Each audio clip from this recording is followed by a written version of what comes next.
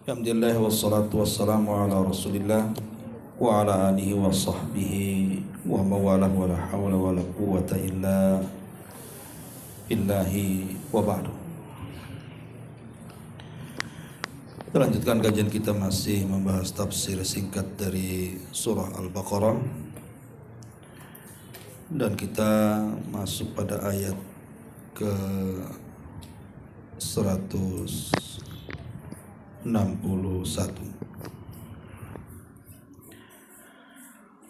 A'udzu billahi minasyaitonir rajim. Bismillahirrahmanirrahim.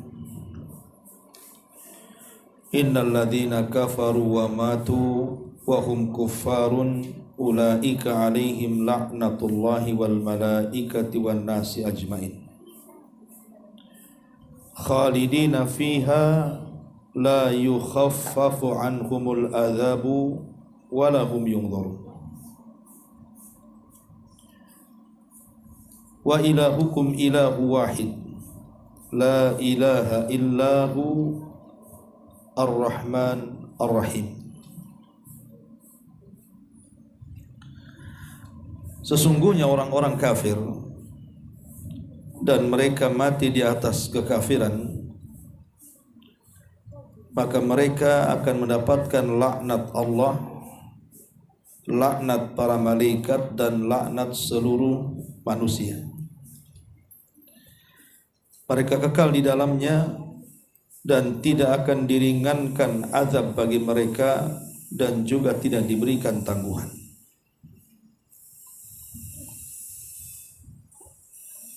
Dan sesembahan kalian adalah sesembahan yang satu.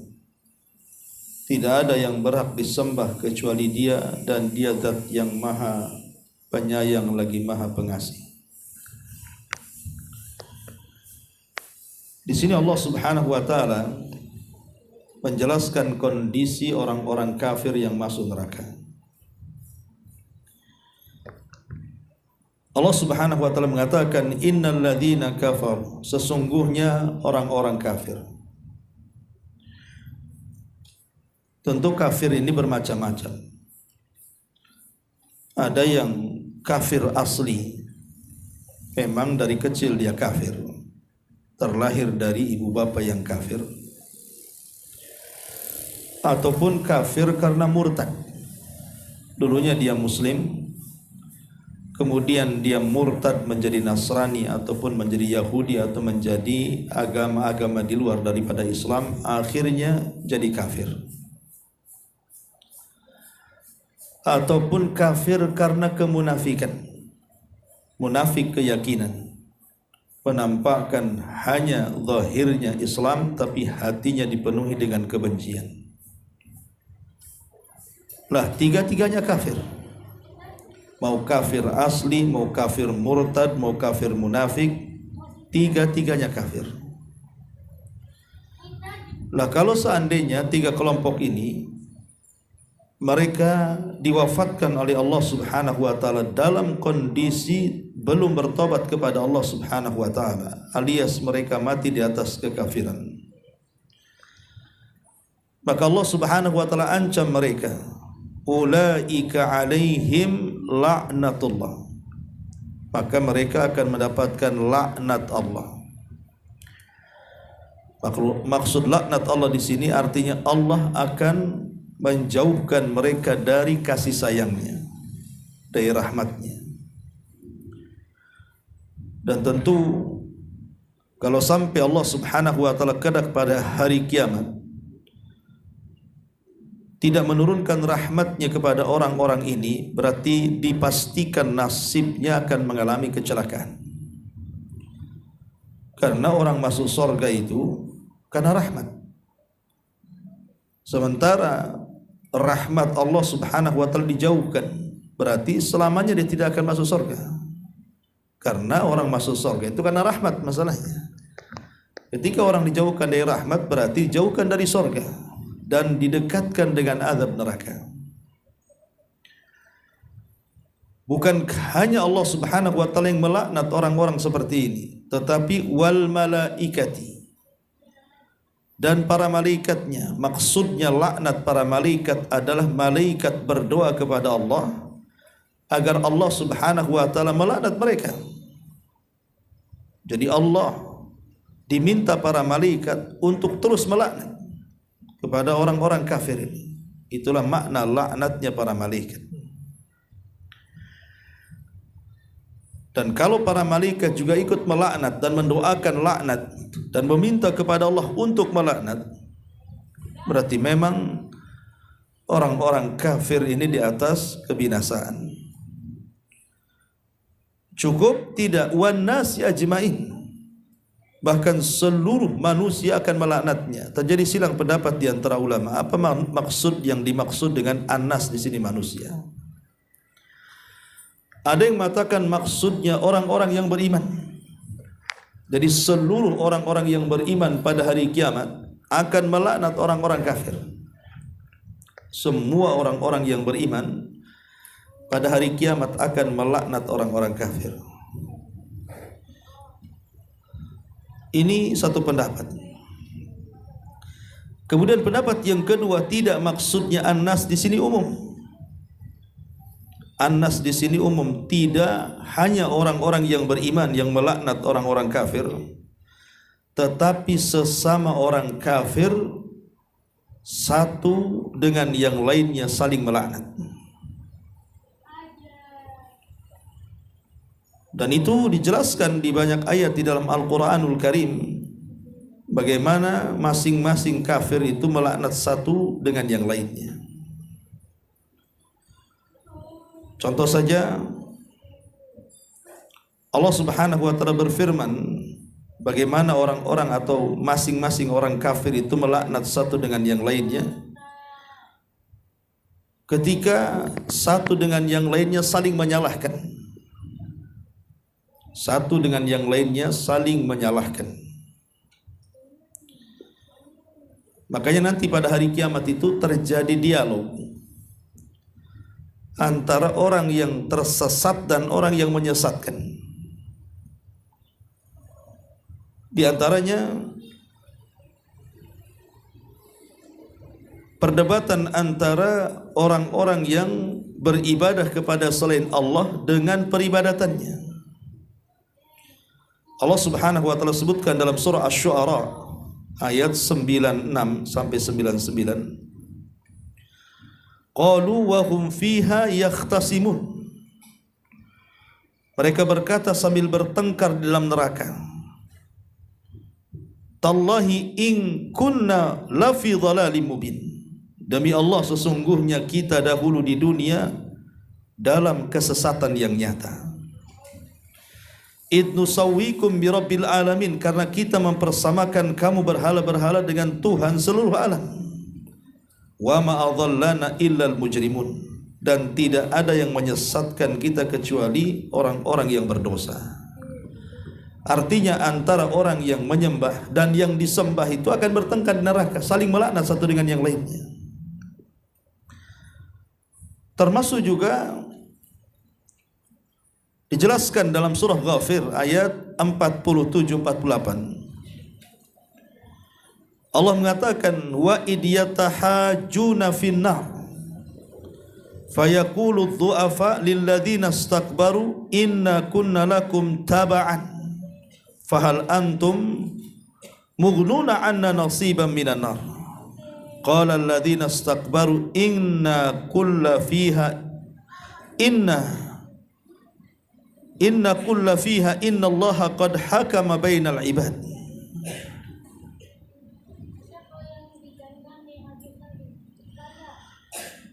Dan ingatlah ketika mereka berbantah-bantah dalam neraka, maka orang-orang yang lemah berkata kepada orang-orang yang menyombongkan dirinya, sesungguhnya kami dahulu adalah pengikut-pengikutmu, maka dapatkah kamu melepaskan sebagian azab api neraka yang menimpa kami? Orang-orang yang sombong itu menjawab, inna, sesungguhnya kita semua, kullun fiha, sesungguhnya kita sama-sama di neraka. Karena Allah telah menetapkan keputusan antara hamba-hambanya. Jadi orang-orang yang disesatkan dan orang-orang yang menyesatkan itu saling melaknat di antara mereka, saling menyalahkan. Tapi mereka tidak keluar dari neraka. Termasuk juga disebutkan dalam surah As-Saffat ayat 27 dan sampai 33. Allah mengatakan wa aqbala ba'duhum ala ba'din yatasaalun, dan sebagian mereka menghadap kepada sebagian yang lain, kemudian saling melaknat, saling berbantah-bantah. Qalu innakum kuntum ta'tunana 'anil yamin. Sesungguhnya pengikut-pengikut mereka berkata kepada pemimpin-pemimpin mereka, kamulah dahulu datang kepada kami dari kanan. Qalu bal lam takunu mu'minin. Maka pemimpin-pemimpin mereka menjawab, tidak, bahkan kamulah yang tidak mau menjadi orang-orang yang beriman. Wa ma kana lana 'alaikum min sultan bal kuntum qauman taghin. Sedangkan kami tidak berkuasa terhadapmu, bahkan kamu menjadi kaum yang melampaui batas. Fa haqqun 'alaina qaulu rabbina inna ladayya yakin.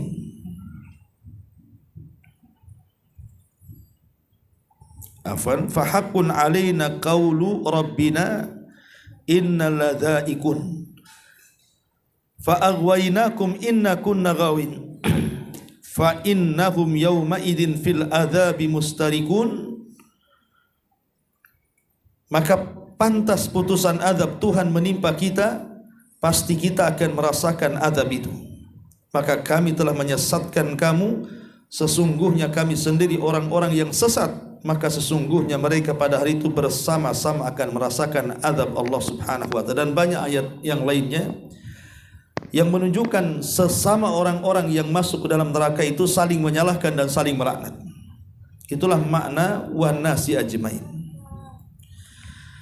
Kemudian Allah Subhanahu wa ta'ala mengatakan khalidina fiha, mereka akan dikekalkan di dalamnya. Kalimat kekal di dalamnya ini memiliki dua makna. Maksudnya kekal di dalamnya itu ya memang kekal, tidak akan keluar lagi. Ketika mereka dimasukkan ke dalam neraka, maka mereka tidak akan mungkin keluar dari neraka. Fama hum bi kharijina minha, mereka tidak akan dikeluarkan dari neraka.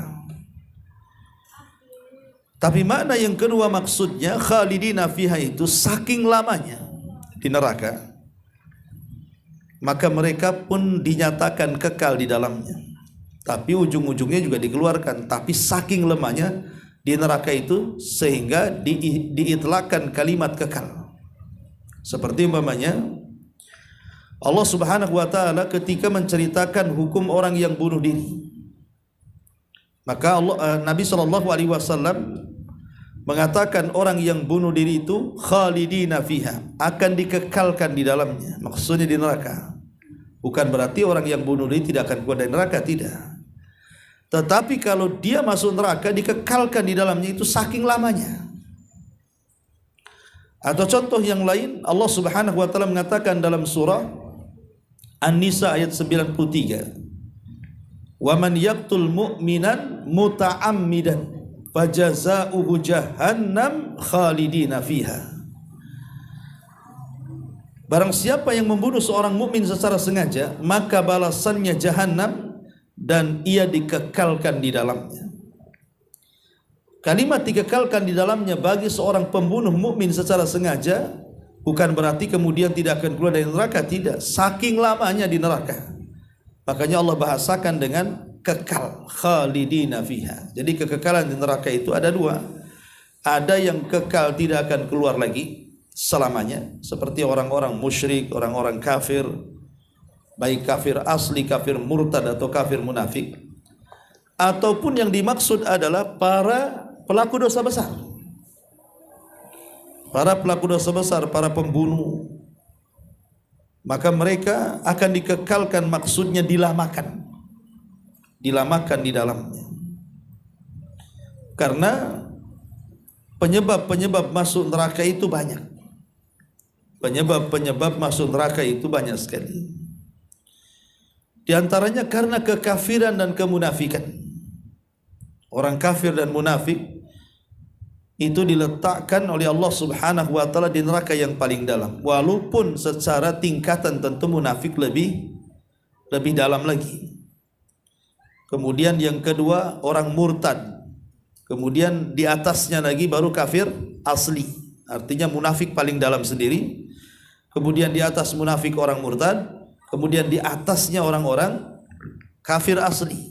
Jadi kafir asli itu urutan ketiga, yang paling parah justru orang munafik, kemudian urutan kedua orang murtad, baru kemudian kafir asli.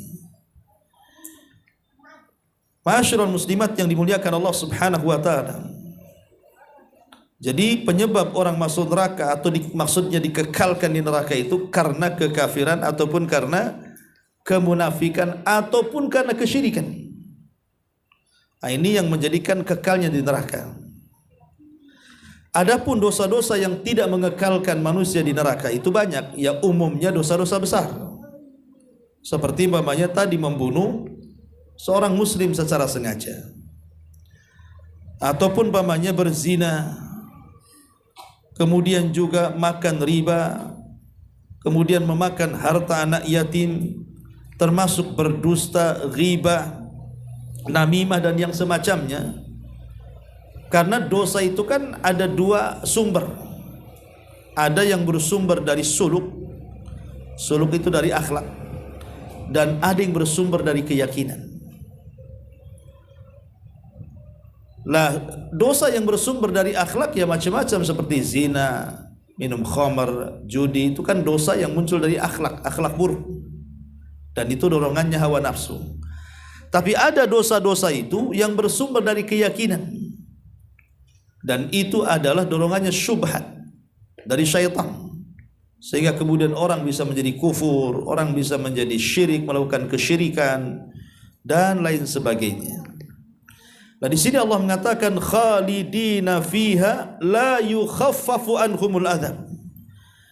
Dan orang-orang kafir itu tidak akan diringankan bagi mereka sama sekali azab Allah Subhanahu wa taala. Ma'asyiral muslimat yang dimuliakan Allah Subhanahu wa taala. Tentu kita tahu bahwa ketika manusia dimasukkan ke dalam neraka, terutama orang-orang kafir, maka mereka akan mengalami penyesalan yang luar biasa. Tetapi sering saya katakan, kenapa orang-orang kafir itu kok dikekalkan di neraka padahal usia mereka di dunia itu tidak lama?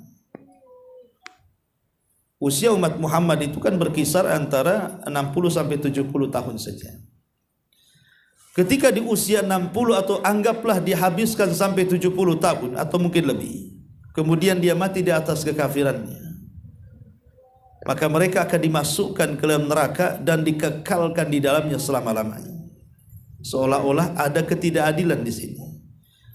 Masa dia melakukan kekafiran 70 tahun tapi masuk neraka dikekalkan dan tidak pernah keluar? Harusnya ya kalau seandainya dia melakukan kekafiran 70 tahun, jadi neraka 70 tahun sajalah, sesuai dengan usianya. Kenapa pula dikekalkan pula di dalamnya? Maka para ulama mengatakan karena orang-orang kafir yang masuk neraka itu, kalau seandainya mereka dikembalikan ke dunia, maka mereka pasti akan kafir lagi. Jadi Allah itu tahu kelakuan mereka itu. Kalau seandainya orang-orang kafir yang masuk neraka itu dikembalikan ke dunia itu, pasti dia kafir lagi. Makanya itulah hukumannya mereka dikekalkan di dalamnya. Sebagaimana Allah mengatakan, lau adu, gimana ayatnya? Kalau seandainya mereka itu dikembalikan,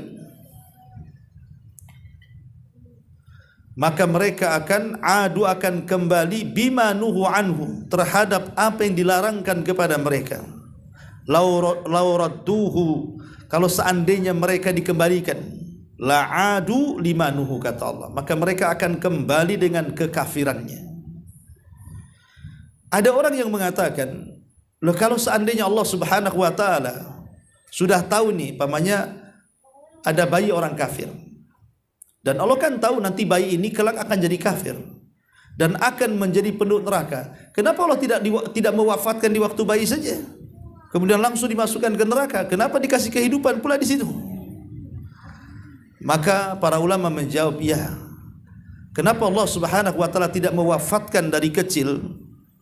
Kenapa dibiarkan hidup dengan kekafirannya, supaya mereka masing-masing orang kafir menyaksikan kelakuan mereka, sehingga tidak ada hujah di hadapan Allah bahwa Allah memasukkan mereka ke dalam neraka. Itu karena kehendak kalian.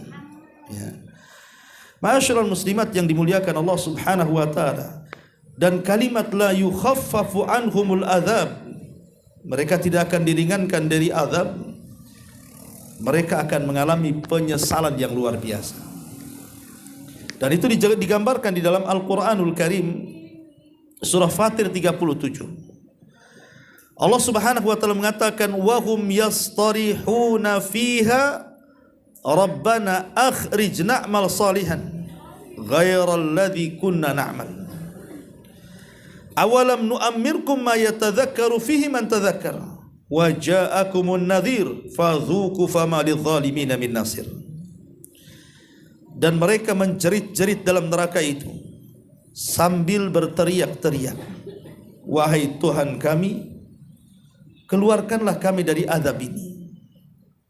Kami akan mengerjakan amal-amal saleh yang lain dari apa yang kami pernah kerjakan dahulu di dunia. Lalu Allah Subhanahu wa taala menjawab ucapan mereka dan mengatakan, awalam nu'ammirkum ma yatadhakkaru fihi man tadhakkar. Bukankah kami telah memberikan usia yang panjang kepadamu dan memberikan masa yang cukup untuk berfikir? Maksudnya, kemanakan saja umurmu dan kemanakan saja cara berfikirmu itu? Maka Allah mengatakan, fadhuku fama lidh-dhalimin min nasir. Maka rasakanlah azabku. Maka bagi orang-orang zalim itu sama sekali tidak ada penolong bagi mereka. Lihat bahwa Allah Subhanahu wa taala tidak pernah memberikan keringanan azab kepada mereka, walaupun mereka berteriak-teriak. Tetap Allah mengatakan, fadhuku fama lidh-dhalimin min nasir. Rasakan, kata Allah, rasakan azab siksa ini, karena orang-orang zalim itu tidak akan memperoleh satu apapun pertolongan dari Allah Subhanahu wa taala. Bahkan disebutkan dalam surah Al-Mu'minun ayat 106 sampai 108. Qalu rabbana ghalabat alaina shiqwatuna wa kunna qauman zalim. Rabbana akhrijna minha fa in udna fa inna zalimun. Qala ikhsa'u fiha wa la tukallimun.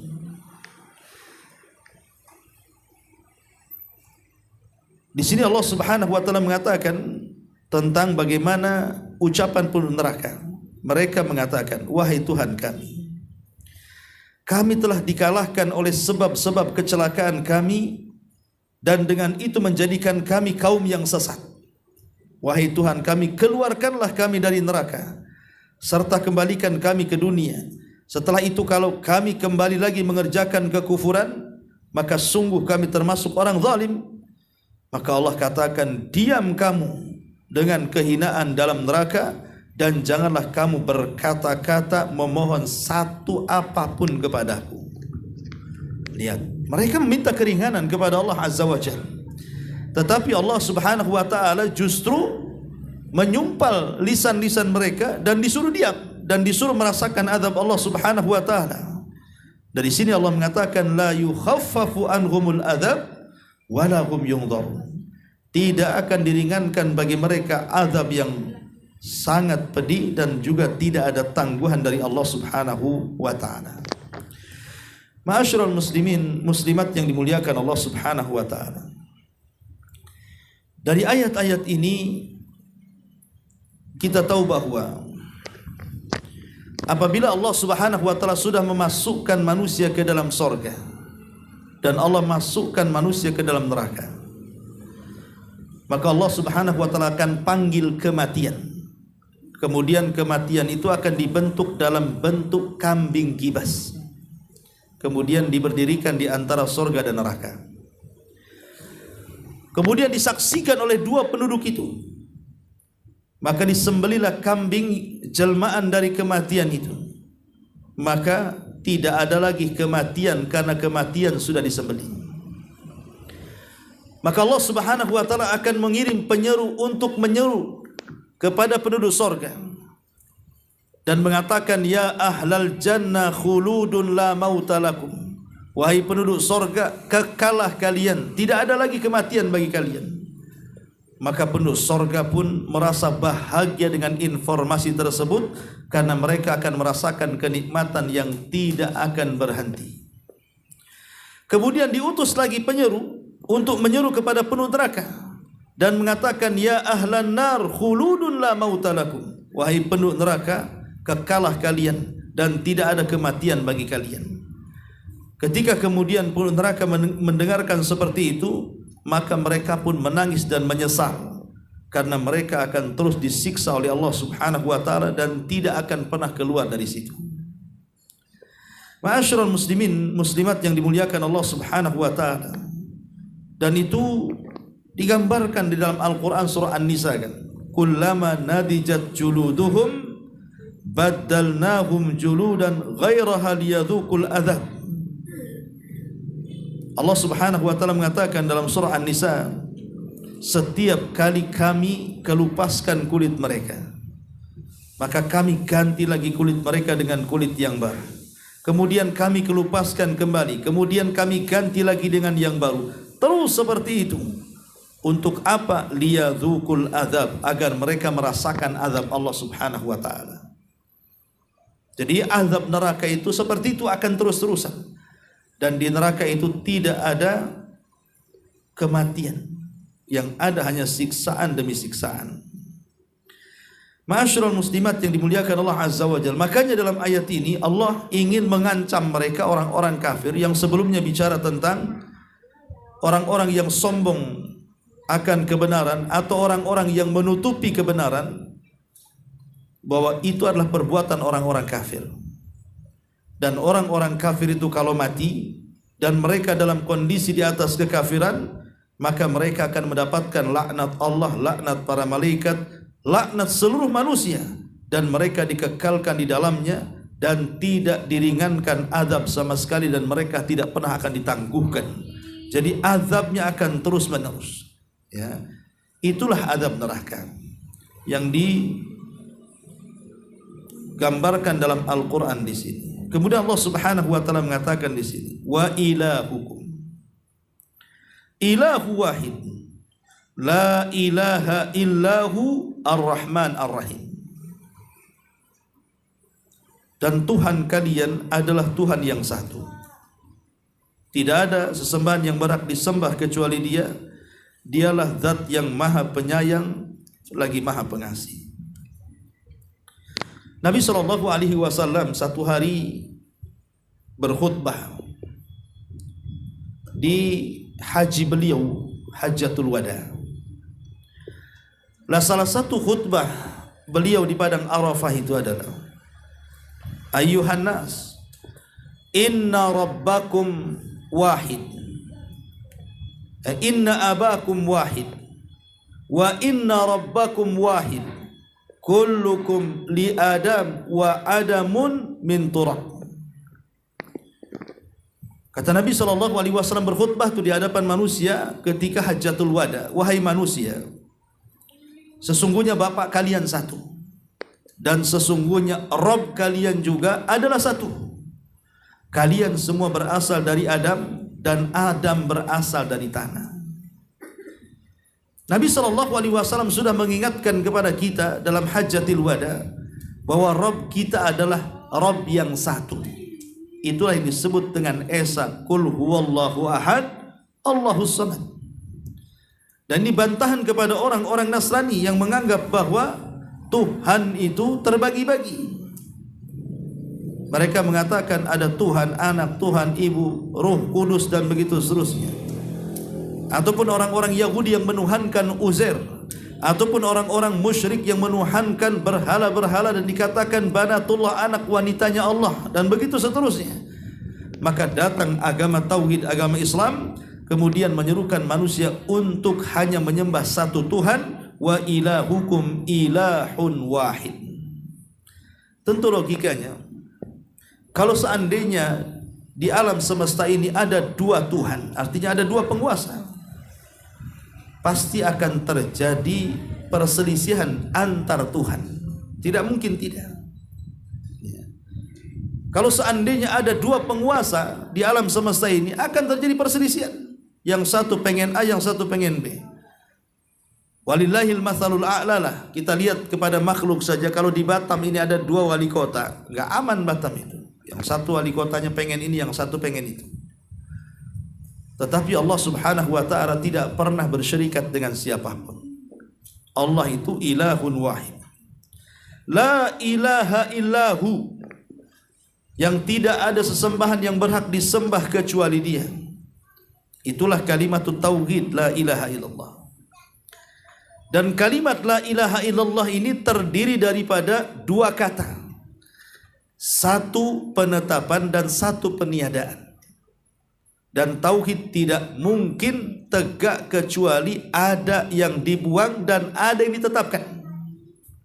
Yang dibuang tentu seluruh sesembahan yang disembah yang batil selain daripada Allah subhanahu wa ta'ala, dan yang ditetapkan tentu cuman Allah lah yang berhak untuk diibadahi. Makanya kenapa ketika Nabi SAW memerintahkan kita untuk mentalkin orang yang sedang sakaratul maut, apa kata Rasul? Lakinu mautakum bila ilaha illallah.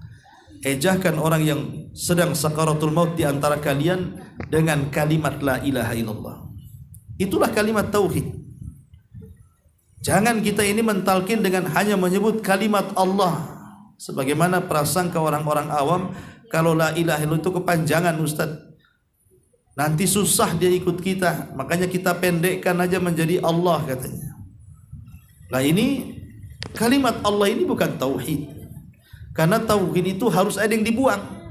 Allah itu artinya kan Tuhan. Dan semua agama punya Tuhan. Tuhan yang mana yang benar? Makanya kemudian tauhid ini harus ada yang dibuang dan ditetapkan. Dibuang dulu seluruh sesembahan yang batil, baru kemudian ditetapkan hanya Allah subhanahu wa ta'ala yang hak. Itulah la ilaha illahu ar-Rahmanur Rahim. Ma'asyiral muslimat yang dimuliakan Allah azza wa jalla, kalimat la ilaha illallah adalah kalimat yang karenanya diutus semua para nabi dan rasul. Kalimat yang karenanya diturunkan kitab-kitab langit. Kalimat yang karenanya disyariatkan jihad.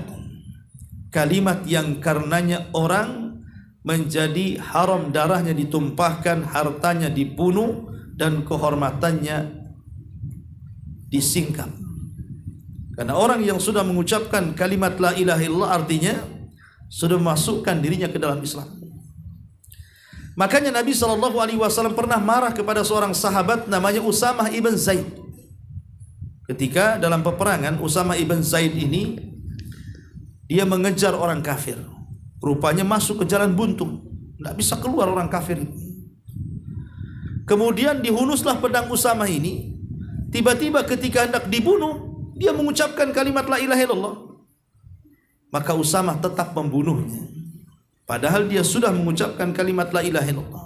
Sampailah perkara ini kepada Nabi SAW. Kemudian Nabi SAW marah kepada Usamah. Ya Usamah, aku dengar engkau membunuh orang yang mengucapkan kalimat la ilaha illallah. Kata Usamah, iya betul wahai Rasul. Karena aku yakin dia mengucapkan kalimat itu bukan karena ingin masuk Islam, tapi karena takut dengan pedangku katanya. Ini kan dalam jihad, bisa saja dia berpura-pura. Maka tetap kubunuh. Maka Nabi SAW marah dan mengatakan, afala syaqaqta an qalbah ya Usamah. Sudah kau bongkar hatinya, sehingga kau mengetahui hatinya itu apakah ikhlas karena Allah itu karena ingin atau karena takut dengan pedang. Maka Usamah terdiam. Kemudian Rasul mengatakan, ya Usamah, kaifa yasna bila ilaha illallah yaumal qiyamah. Wahai Usamah, bagaimana dengan la ilaha illallah nanti pada hari kiamat kalau dia datang kepada Allah mengadu orang yang mengucapkannya kau bunuh katanya. Akhirnya Usamah pun terdiam dan terus terdiam dan mengatakan laitani aslamtu yauma idzin. Duhai kiranya aku baru masuk Islam katanya. Karena orang yang baru masuk Islam nggak pernah dimarahi Nabi. Dan dia sudah lama masuk Islam, bahkan dia terlahir dari ibu bapak yang Muslim karena dia putra daripada Zaid ibn Harithah, anak angkat Nabi Shallallahu Alaihi Wasallam. Tapi lihat bagaimana Rasul Sallallahu Alaihi Wasallam membela orang yang mengucapkan kalimat la ilaha illallah, padahal dalam konteks peperangan itu yang Rasul mengatakan al harbu kaidun, peperangan itu tipu daya, bisa saja dia menipu. Tetapi karena diucapkannya kalimat mulia, Nabi Shallallahu Alaihi Wasallam tetap membelanya. Ma'asyiral muslimat yang dimuliakan Allah Subhanahu wa taala. Bahkan kalau kita lihat tentang hadis bitokoh itu hadis kartu sakti. Ketika nanti pada hari kiamat Allah Subhanahu wa taala akan mendatangkan ke hadapannya seorang laki-laki yang di tangannya membawa 99 catatan amal dosanya. Kemudian kata Allah, bentangkan satu catatanmu, katanya. Dibentangkan satu catatan, rupanya sejauh mata memandang catatannya itu. Semua kesalahan dia 1, 2, 3, 4 begitu kan. Itu baru satu catatan tuh. Akhirnya Allah mengatakan, baca catatanmu. Akhirnya dibaca sama dia. Kemudian setelah dibaca, apakah ada yang keliru dengan catatanku? Tidak ya Rabb. Apakah ada yang keliru dari catatan para malaikat-malaikatku? Tidak ya Rabb. Kemudian kata Allah, kalau tidak, adakah kebaikan yang kau miliki yang bisa menandingi catatan ini? Dia mengatakan, tidak ya Rabb. Sekalipun aku punya kebaikan, apalah arti kebaikan dengan catatan ini, katanya. Ini baru satu catatan, dia sudah ngedown duluan tuh. Belum yang 98-nya dibuka tuh. Akhirnya dia pun sudah lunglai, pasti masuk neraka. Dia pun kemudian menjauh dan hampir mengarah ke neraka. Tiba-tiba Allah panggil dan mengatakan, tidak wahai fulan, engkau memiliki amalan yang bisa menandingi catatan-catatan itu. Tapi dia tidak percaya juga. Akhirnya kemudian didatangkan di hadapannya timbangan yang memiliki 2 neraca. Diletakkan di satu neraca 99 catatan amalnya yang dia bawa. Kemudian Allah keluarkan kartu saktinya, bertuliskan la ilaha illallah. Kemudian diletakkan di satu neraca. Apa yang terjadi? Tosat bihinna la ilaha illallah. Tiba-tiba kalimat itu melesat ke langit tanda berat, dan yang 99 catatan itu ke bawah tanda ringan. Artinya ketika orang ini meninggal, dalam hatinya masih meyakini la ilaha illallah dan tidak menyekutukan Allah. Selamat dia dengan itu. Ya, makanya disebut kartu sakti la ilaha illallah itu. Ya tentu kalimat la ilaha illallah ini tidak hanya sekedar diucap saja, bisa bermanfaat bagi para pengucapnya, tapi lebih daripada itu kan ada konsekuensi hukumnya. Karena la ilaha illallah itu sama dengan salat, ada syaratnya, ada rukunnya.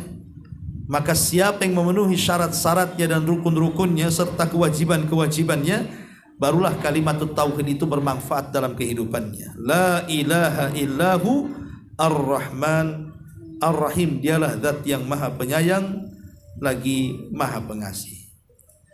Kalimat ar-Rahman dan ar-Rahim ini memiliki sifat yang sama, sifatur rahmah. Kalimat ar-Rahman ar-Rahim ini sifatnya sama. Ar-Rahman sifatnya rahmat, ar-Rahim juga sifatnya rahmat. Artinya ar-Rahman, Allah itu zat yang maha pemberi rahmat, dan ar-Rahim juga sama, zat yang maha pemberi rahmat. Lalu apa bedanya Rahman dengan Rahim? Kalau Rahman itu lebih umum, kalau Rahim itu lebih khusus. Rahman itu mencakup mu'minuhum wa kafiruhum, baik orang kafirnya baik orang Islamnya. Tapi kalau Rahim tidak diberikan kecuali orang yang beriman. Jadi Rahman itu lebih luas, ya, rahmat Allah lebih luas. Lihat orang kafir itu, ada yang mencaci maki Allah, ada yang kurang ajar dengan Allah, ada yang menyekutukan Allah, tapi tetap saja Allah berikan kehidupan kepada mereka. Allah kasih kerjaan, Allah kasih kesehatan, Allah kasih rumah, kasih kendaraan. Lah kenapa mereka tidak diadab? Itulah rahmat Allah luas. Karena Allah memiliki nama Ar-Rahman. Tetapi Ar-Rahim itu bagi orang-orang yang beriman saja. Kenapa? Karena rahmat Allah kepada orang kafir itu sebatas di dunia saja. Tapi di akhirat mereka tidak akan mendapatkan rahim. Yang mendapatkan rahim hanyalah orang-orang yang beriman.